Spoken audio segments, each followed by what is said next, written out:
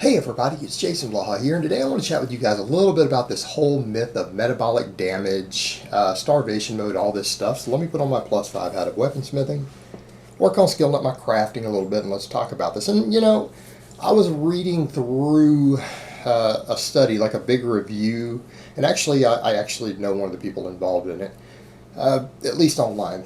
So it was pretty interesting to read through, and I don't know if what I linked below, you guys will have access to the full text, but I do have a copy of the full text that I've been looking through, and I thought it was interesting, and it's stuff that we need to look at, because there are people in this industry who are making their living, they're marketing themselves as being able to reverse metabolic damage, and because that's one of the biggest scams out here in the fitness world these days, all this reverse dieting and everything else, that this is stuff that we really need to look at. It's stuff that we need to understand. We need to realize that this is a scam.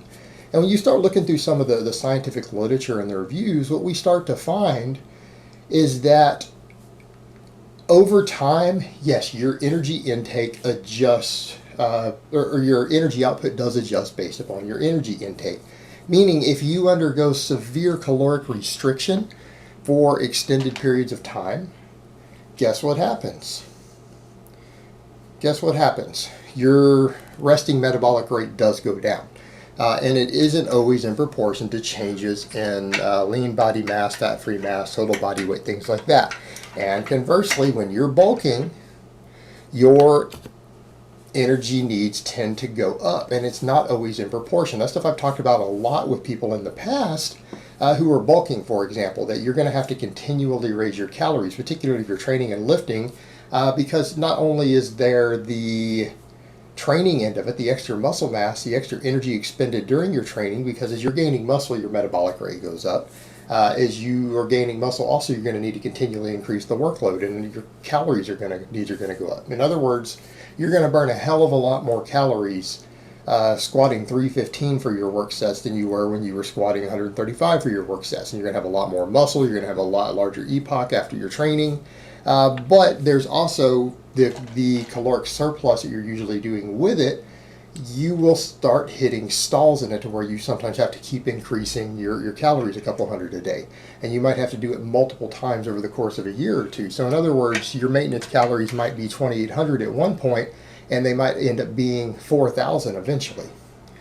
Sometimes within a couple of years. And a lot of this has to do with the fact that the prolonged caloric surplus does make your body start using more energy. That's not just about the resting metabolic rate and so on. Well, the same thing happens when we lose weight. But what's been noted, though, is that people who go on really low calories never stop losing body fat, even though you do see a shift in your total energy output. A lot of it has to do with even changing the way that you have a thermic effect of food. In other words, if you're on severe caloric restriction, you start producing less thermic effect in everything. Thyroid slows down. There's a different response in your body. So yes, your weight loss will slow. Your total energy turnover will go down. But people who are doing like 1,200 calories, for example, they never stop losing fat in studies. But what ends up happening, of course, is that people will see stalls where they don't lose any weight, even though they're losing tissue weight. And it's because a lot of times when calories get restricted more and more and exercise goes up, cortisol goes up, which causes you to retain water. So you'll tend to hold on to water, and you may have actually lost 8 or 9 or 10 pounds of tissue weight without your body weight going down, because your body is retaining water due to the extra stress, the cortisol, all of that, and trying to maintain homeostasis. And then what a lot of these experts will have you do is bump your carbs up a little bit, right? Well, under normal circumstances, that would make you think that you would gain a little bit of water weight, but what ends up happening is that the extra carbs and the extra calories from it causes your cortisol and everything to go down, brings your stress hormones down, because carbs tend to do that, and then you swoosh off a bunch of water weight, and then you piss off 5 pounds. And then all of a sudden you're losing weight again after magically increasing your calories. But actually you probably slowed your fat loss slightly by doing so, even though the scale is going down. So there's little trickery that these people use that they know will work, and they may or may not be aware. Sometimes they really think that they boosted your metabolism because they're a layman, and if they're a real expert, they know it's a trick that they've used. And so they do all these different tricks to manipulate this stuff, but the truth is you're still losing weight. Well, here's what they find when they start studying this, when they do reviews of the literature and you look at the research. Here's what happens. When people are put on severe caloric restriction and their metabolism goes down as a result of it, and they put them back in a calorie surplus, it returns very, very quickly. And in other words, the studies that have looked at it, they looked at different studies, whether it was just the people who don't train, people who train, whether it was wrestlers who made weight, whether it was former anorexics, or the morbidly obese who lost a bunch of weight. And here's what they find. When they put them back into a caloric surplus, depending upon how large that caloric surplus is, their normal metabolic rate returns. Let me say that again. Their normal metabolic rate returns. And the studies, some of them show it happening as fast as 8 days. All right, let that sink in. There are people selling metabolic damage repair services who are selling it to you when we have studies out there showing that people who are put back into a caloric surplus after severe restriction, we're talking as low as 50% of energy intake, meaning if your energy turnover was 3,000 a day, they drop you to 1,500 calories for several weeks, right? And what ends up happening, within 8 days sometimes, their metabolic rate returns to normal just by going to a caloric surplus. And then they test it again, and they're at a normal metabolic rate for their body weight and for their fat-free mass. Right? Their metabolism returns to normal. And some of the more extreme studies, and it also depended on how high they brought their calories back up, it's taken as long as 3 weeks. As long as 3 weeks. But when you look at it from that perspective, what it's showing is that 3 weeks is a worst case.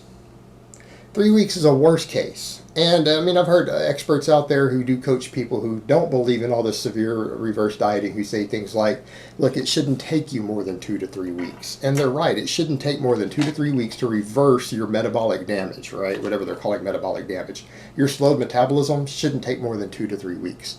And anyone who has you reverse dieting longer than that is conning you out of money. They're conning you out of money. And it's really easy to con bodybuilder types with this sort of nonsense. It really is. You know why? Because they freak out over everything they see in the mirror. And so you can have these people drop down to contest lean or ready for a photo shoot or whatever it is that they do. And then what happens? If you have them bump their calories quickly enough to get their metabolism back, they gain 10 pounds of water weight back, and then they think they've gotten fat.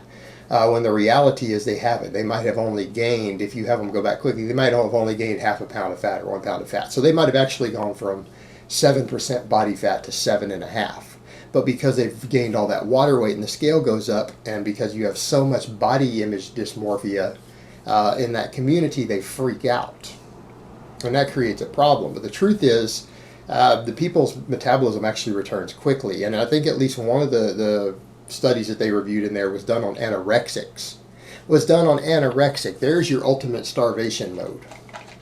Severe anorexics who were way below the healthy body weight. What happened as soon as they had them start eating again? Within a couple of weeks, their metabolic rate, their resting metabolic rate, their normal metabolism was exactly what was predicted based upon their body weight and their fat-free mass. So in other words, even anorexics who have undergone severe starvation mode, as people like to call it, and you know, if starvation mode was real, anorexics wouldn't get down to 90 pounds, would they? It wouldn't be possible because starvation mode would prevent it, but they do. They get down to these really light body weights, and you wouldn't see these people who are skin and bones in starving countries in Africa and stuff. You wouldn't see that, would you? Because, you know, the starvation mode would prevent that from happening, but it doesn't. It's interesting that starvation mode only seems to exist among middle and upper class white women. That's the people who hit starvation mode. The ones who are wealthy enough to be able to hire coaches and trainers oftentimes too, who live in countries where they have access to plenty of junk food. Those are the people who get metabolic damage. People who don't have access to this stuff, it doesn't happen. They actually starve to death and they drop down to skin and bones. I wonder why that is. You see a difference there? But the point is, it doesn't help people save lives. It doesn't save lives because starvation mode is not real. Yes, your metabolism slows down, but even in anorexics, when it's been studied, as soon as you have them return their calories to normal, to a surplus within a couple of weeks, their metabolic rate becomes perfectly normal again. It becomes normal again.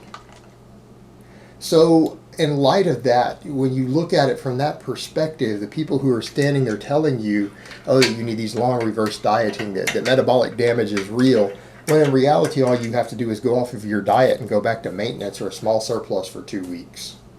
And your metabolism will magically return to normal. It's just called a simple diet break. That's the thing that's been coined sometimes. Because yeah, over time your energy turnover will get lower and lower and lower, and it will become harder to lose weight. And that's why sometimes you have to watch that. That's why you do need to take breaks every now and then to where you spend a couple weeks back at maintenance if you're going to do prolonged weight loss. But this whole 8-week, 10-week, 12-week reverse dieting thing is a scam. It's a scam by coaches. It doesn't actually have any benefits. It's not based on reality. Alright guys, but that's really all I have to say on that today.